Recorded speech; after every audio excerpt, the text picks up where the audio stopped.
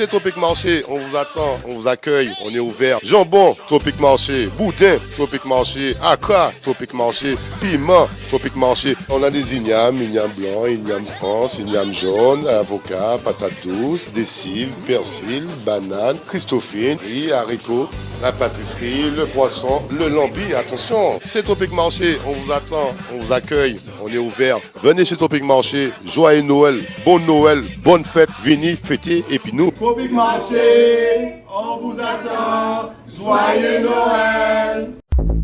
Martinique Actualité. Des rencontres chlordécone 2022 se déroulent actuellement en Guadeloupe. Le cap des 8 milliards d'habitants sur la planète a été franchi en fin octobre. Nous étions 1 milliard en 1800 et environ 1,6 milliard en 1900. Actuellement, à la cour d'assises de Fort-de-France se déroule le procès des 4 Saint-Luciens qui ont enlevé et tué Marion Guenin. Sondage, est-il important de condamner ceux qui ont utilisé le chlordécone ? Si oui, pourquoi ?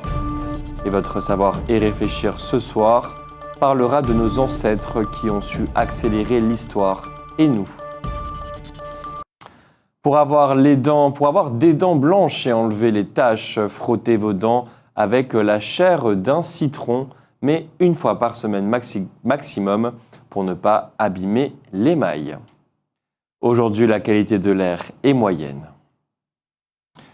Rappelons que des rencontres chlordécone 2022 se déroulent actuellement en Guadeloupe jusqu'au 16 décembre.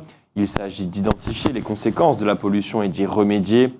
Il s'agit également, bien entendu, de faire le point entre certaines maladies et le pesticide de façon plus sérieuse que cela n'a été fait jusqu'ici.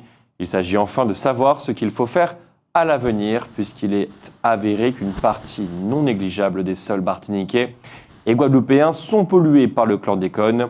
On peut s'étonner que cette rencontre de scientifiques de haut niveau ne soit pas intervenue plus tôt, nous voulons dire depuis des années.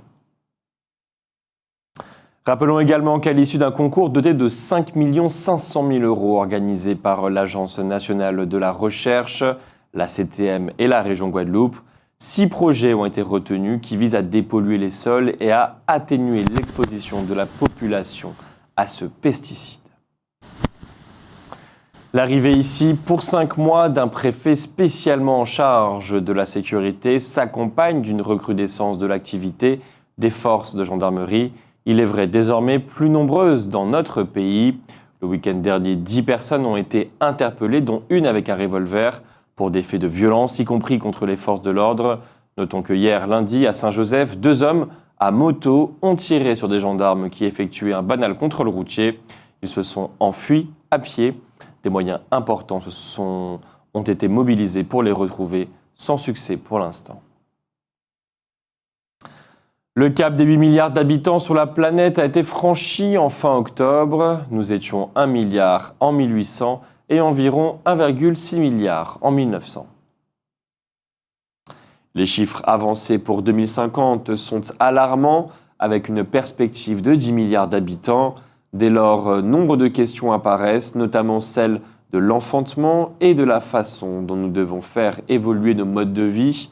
L'envie d'avoir des enfants n'est pas un sentiment partagé par tous, mais la pression sociale exercée sur celles et ceux qui refusent est souvent lourde à porter, même si faire des enfants semble être devenu le mauvais choix face au changement climatique, mais semble seulement, car dans la réalité, les pays les plus émetteurs de CO2 sont ceux qui sont en crise démographique, là où la natalité est forte, avec plus de 3 enfants par femme. Cela représente 20% de la population mondiale, mais 3% des émissions de CO2. C'est donc que ce n'est pas seulement le nombre d'habitants qui pose problème, c'est aussi, et peut-être surtout, la façon de vivre de ces habitants. Il semble bien que le mot développement, tel qu'on l'entend aujourd'hui, correspond immanquablement avec émissions de CO2 en quantité. Plus donc que sur la natalité, c'est sur le mode de vie qu'il conviendrait d'intervenir.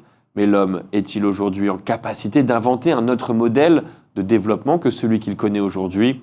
La réponse n'est pas évidente. Le milliardaire Elon Musk donne quelque part la réponse lorsqu'il investit dans l'espace, comme si le plan B pour l'homme et la Terre était tout simplement la colonisation d'une autre planète. Ce matin, mardi 13 décembre, au siège du Crédit Agricole, la ville du Lamentin a organisé un forum sur l'aménagement urbain en présence de plusieurs spécialistes venus de Cuba.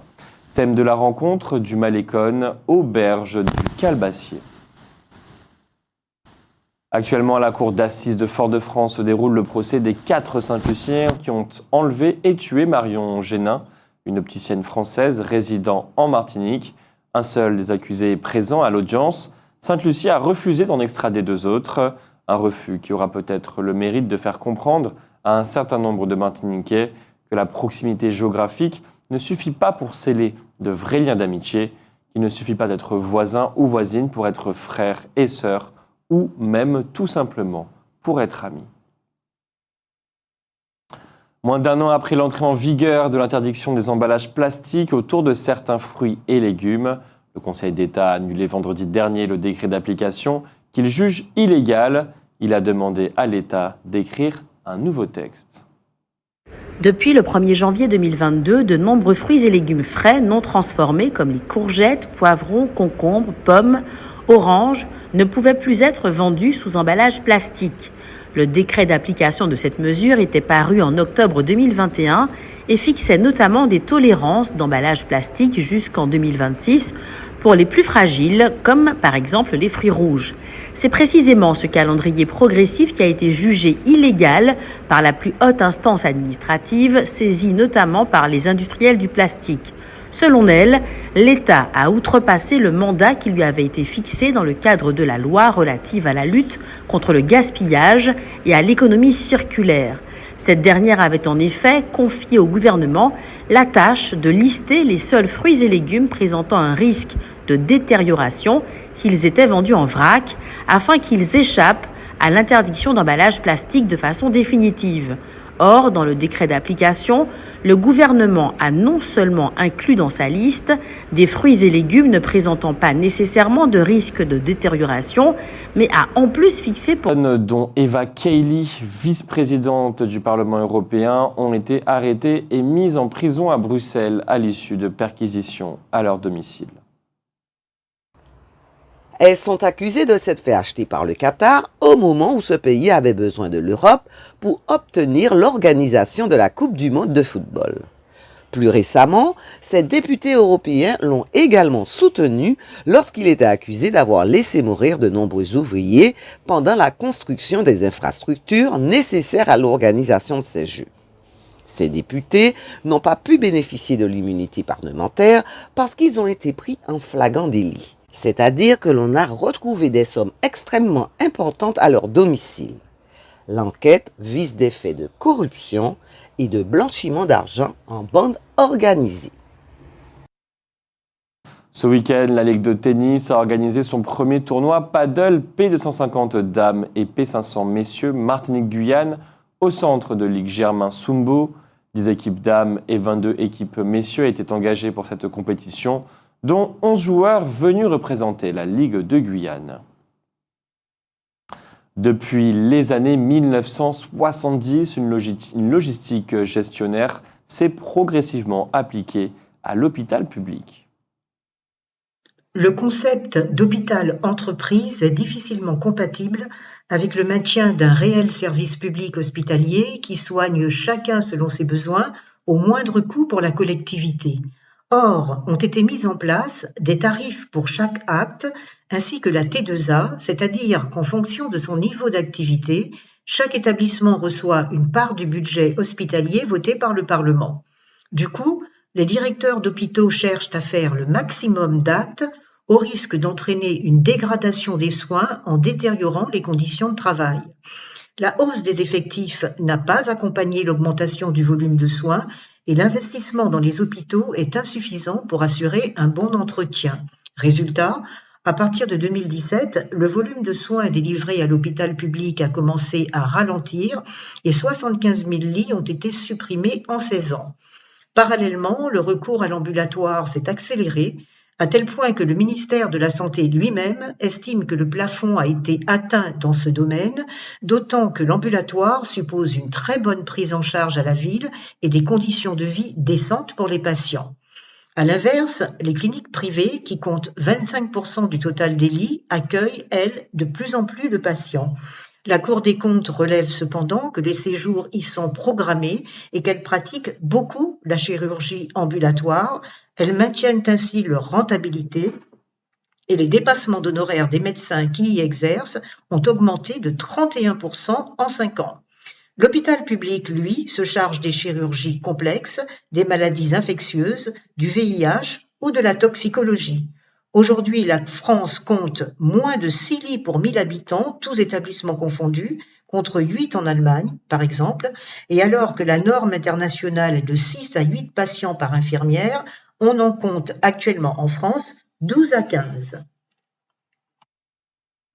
On le sait, l'appel de Fort-de-France a regroupé tous les Outre-mer, y compris la Guadeloupe. Mais chacun dit savoir que des solutions différentes peuvent intervenir pour chacun des territoires. Reste que sur certains sujets, on comprend bien qu'il faut une certaine union, puisque l'union fait la force. C'est pour cela qu'il convient de dire le sens du pays, une pensée et une ambition pour la Guadeloupe. Il s'agit de textes écrits par un auteur guadeloupéen que certains qualifient de philosophe. Il s'agit de Cyril Servat. Désespérance, rejet de la classe politique locale, mise en cause des politiques menées par les gouvernants français et des rapports existants avec la France, autant de questions qui alimentent le débat public en Guadeloupe et appellent des réponses urgentes. Il y a une trentaine d'années, un philosophe guadeloupéen, Cyril Servat, qui mourut jeune en 2001, il avait 51 ans, soulevait ces problématiques.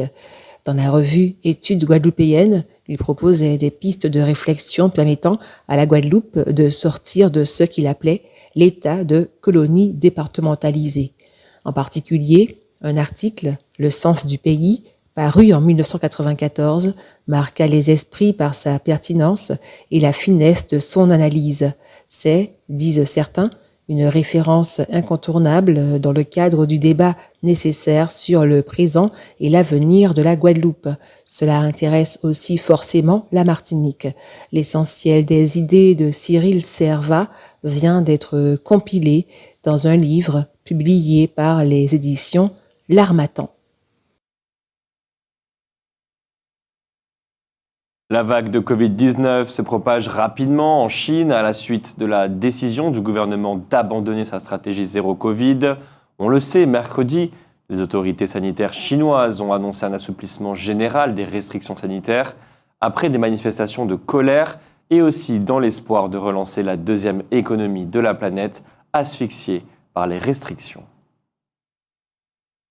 La grève commence hier lundi au lycée Joseph Zobel de Rivière-Salée, qui continue malgré une rencontre des grévistes avec les autorités académiques et la CTM. Les grévistes estiment que les solutions proposées ne sont pas suffisantes. Ils rappellent que 77 exclusions temporaires d'élèves et 5 définitives sont déjà survenues. Ils affirment que les abords du lycée constituent un véritable marché de drogue à ciel ouvert. Ils disent également ne pas se sentir soutenus par la gendarmerie lorsqu'ils portent plainte. Rappelons que le rôle de l'école, c'est de proposer des savoirs. L'éducation appartient aux parents qui disposent pour cela de l'autorité parentale. Là est peut-être le vrai problème. Le président du conseil régional a invité les Guadeloupéens sur les lieux de tournage du film Flow aujourd'hui, mardi 13 décembre, à 13h30, à la marina du Bas-Fort. Le film, tourné donc peu après la route du Rhum destination Guadeloupe, met en scène le Pierre Ier, navire sur lequel Florence Artaud a remporté la célèbre transatlantique en 1990. Ce bateau a récemment été ramené en Guadeloupe par Philippe Poupon, qui a pris la 7e place de la route du Rhum destination Guadeloupe dans la catégorie Rhum Multi. Le tournage plus le film sont une belle façon de prolonger la visibilité de cette course et de la Guadeloupe comme terre de marins. C'est vrai que la route du Rhum est un extraordinaire espace de publicité pour la Guadeloupe. Il est naturel que le président de la région Guadeloupe ait envie d'accentuer encore cet espace, même au-delà de la course elle-même. Vendredi, le 9 décembre, 2 amis d'une cinquantaine d'années, dont un Français hexagonal, sont allés faire de la plongée à l'Anse A0 à Sainte-Marie. Le Martiniquais a disparu au cours d'une plongée. Des recherches très intenses, avec même un hélicoptère, ont été immédiatement entreprises pour le retrouver. Un cadavre a été trouvé en mer sur la côte atlantique hier lundi. On craint qu'il ne s'agisse du corps de ce plongeur. Outremernews.fr, le site de l'actualité Outre-mer, 24 heures sur 24 et 7 jours sur 7. Retrouvez la chaîne Outremer News sur YouTube.